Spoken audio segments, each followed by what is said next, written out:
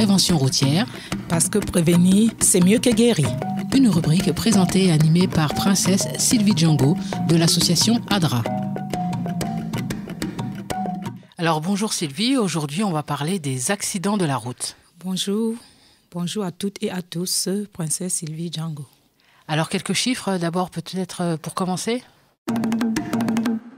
Selon les chiffres de la sécurité routière, il y a eu 3645 personnes qui ont été tuées sur les routes en 2012 contre le nombre de 3963 en 2011. Donc après une année 2011 décevante, l'année 2012 marque le retour d'une dynamique positive dans la lutte contre l'insécurité routière, avec une baisse de 8% de la mortalité et une baisse de moins de 6,9% du nombre de blessés.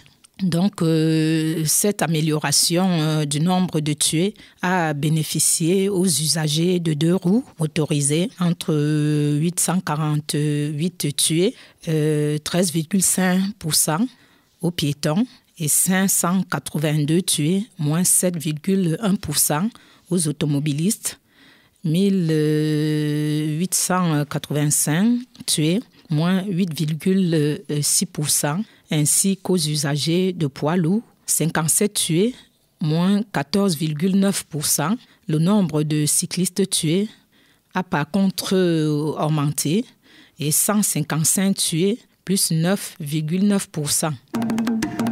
Alors, s'il y a un accident, il y a plusieurs causes.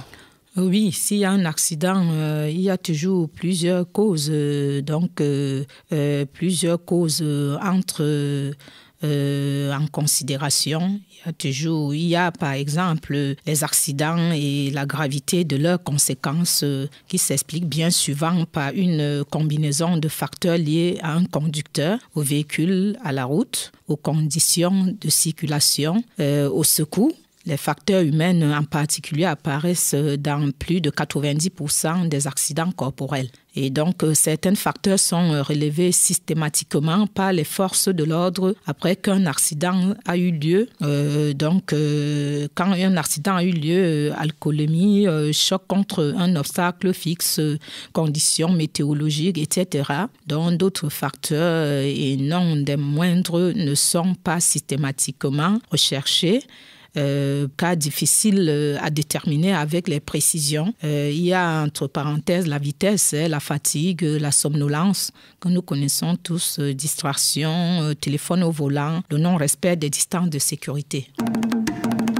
Alors quels sont les facteurs relevés dans les accidents ?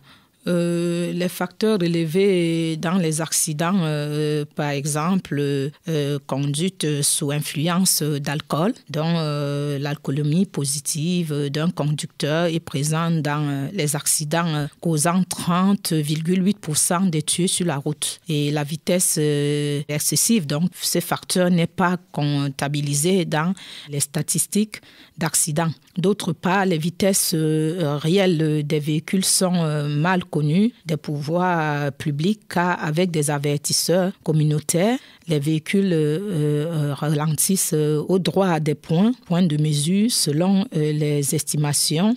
Le strict respect des limitations de vitesse en 2011 aurait permis de sauver entre 777 et 1281 vies. Il y a aussi la distance de sécurité. Oui, la distance de sécurité, dont l'intervalle de sécurité entre deux véhicules doivent être au minimum de 2 secondes. Or, dans la circulation, moins de 50% des véhicules respectent cette règle. Les collisions par l'arrière et en chaîne occasionnent 6,6% des tués de la route et 16,3% des blessés. Il y a aussi le défaut de ceinture ou de casque. Oui, ce facteur présente pour 22% des tués en voiture. Un port systématique de la ceinture permettrait de diviser par 2 le risque d'être tué en cas d'accident. De même, le port du casque n'est pas encore systématique et son absence entraîne de nombreuses blessures graves et mortelles dans les accidents. Le téléphone au volant? Oui, ce facteur n'est pas comptabilisé dans les statistiques d'accident. Le taux d'infraction usagé d'un téléphone tenu en main est de 2% pour les automobilistes et encore plus fréquent dans les véhicules utilitaires.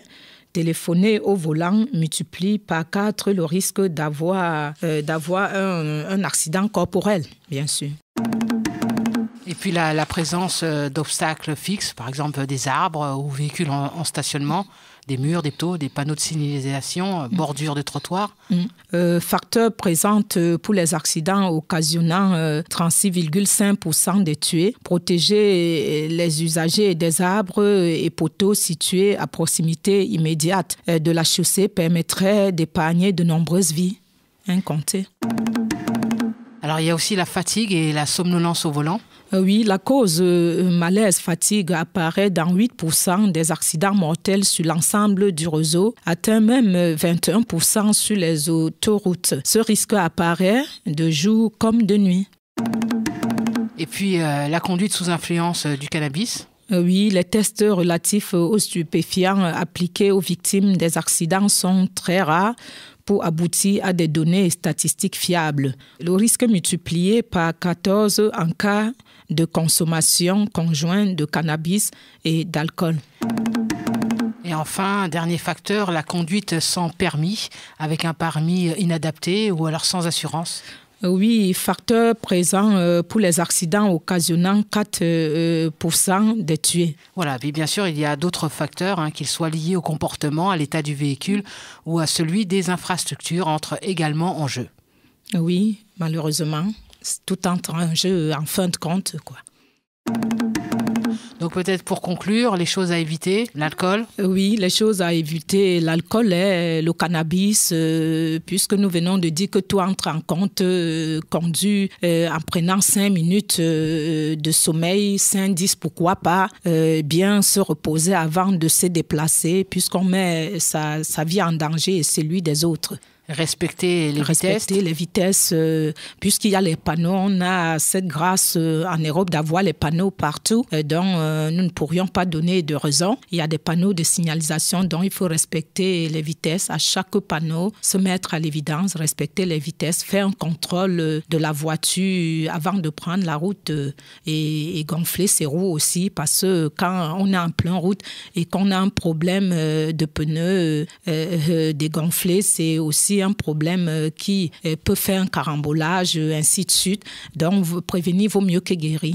Et prévenir, c'est mieux que guérir encore. Merci. Nous vous attendons pour la prochaine rubrique et nous attendons aussi vos appréciations.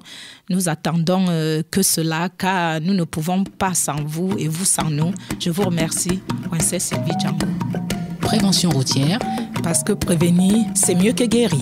Une rubrique présentée et animée par Princesse Sylvie Django de l'association ADRA.